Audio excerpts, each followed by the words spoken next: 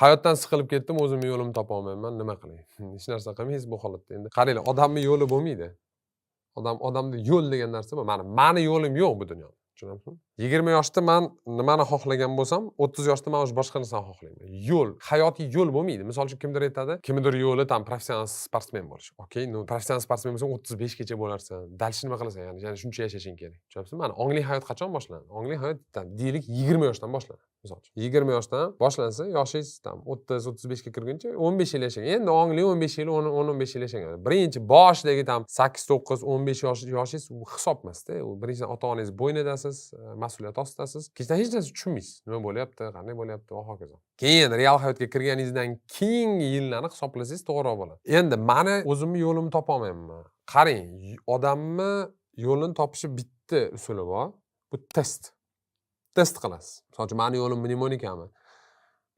Shunaqa bo'lib qoldi. O'sha 18-yilda menga Первый kanaldan telefon qilib, rekord o'rnash, предложениесі kelmagan, taklif kelmaganda. Men hozir shu yerda o'tirgan bo'lardim sizlarga videoda, kamerada nimadir deb.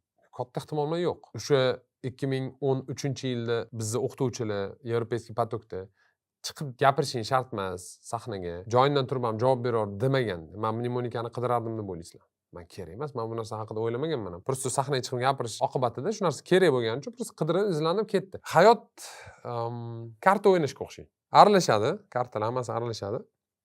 Tarqatiladi. Deylik sizga qanaqadir kartalar tushdi. Bu kartalar zo'r bo'lishi mumkin. Dadangiz milliarder, oilangiz baquvvat, butun umr ishlamasangiz ham pulingiz yetarli, Amerikada o'qidingiz, Maybachingiz bor, uningiz bor, buningiz bor, yoshingiz 20 da, 50 da, 100 bor, qiynalmaysiz, boshqa narsa qilib, fokus o'shanga. Keyin tarbiyani ham to'g'ri berishdi.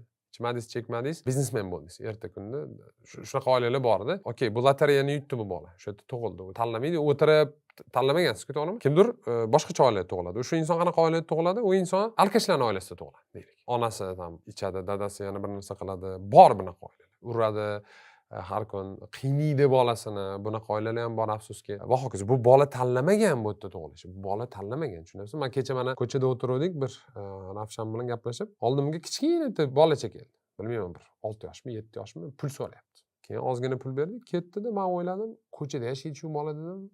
Usti kir, anaqa bo'lib ketgan. Tanlamagan bunaqa hayotni.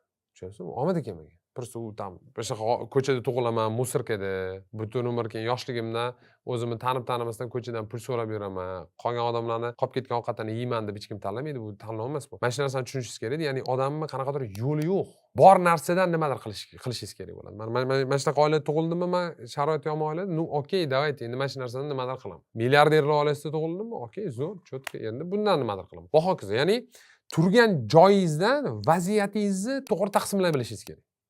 Eng asosiy narsa shu. Yo'l bo'lmaydi. Misol uchun deylik, men mnemonika meni yo'limman. Ertalab turdim, yig'ishtirdim mnemonikani dedim, IT o'rganish boshladim. Hozir yoshim 34. 6 yil shu narsaga umrim bag'ishladim. 40 yoshda eng zo'r aytishlardan biri bo'la olmayman. Конечно, bo'la olmayman. Nima muammo? Keyin meni yo'lim IT bo'lib qoladimi? Deylik, jonga tegdi menga onlayn kurslar. Men ham lavashxona ochaman dedim-da, lavash qildim. Meni lichniy brendim bor, obunachilarim ko'p, bu qildim. 10 ta lavashxona ochdim. Tadbirkor bo'lib ketdim shu yo'nalish bo'yicha. Lavashxona ochdim-da, ko'paydi, boshqa qildi. Chetga chiqdim, franshiza qildim. Yoshim 50 da, tam 1000 ta lavashxonam bor. Meni yo'lim shu lavashxonami. Yo'l bo'lmaydi. Nima qilsangiz shu bo'ladi. Tamom, shunga qo'lingizga tushgan kartadan imkon qadar ko'proq imkoniyatni chiqarishga harakat qilinglar. Qo'lga kartalar ba'zida dabdala tushadi. Ba'zida zo'r tushadi. Millionerlar oilasida tug'ilgan bo'lsangiz yoki yaxshi oilada tug'ilgan bo'lsangiz, gazini olsangiz zo'r, imkoniyatdan foydalaning. Kambag'al oilada tug'ilgan bo'lsangiz, hech narsa qilmaydi.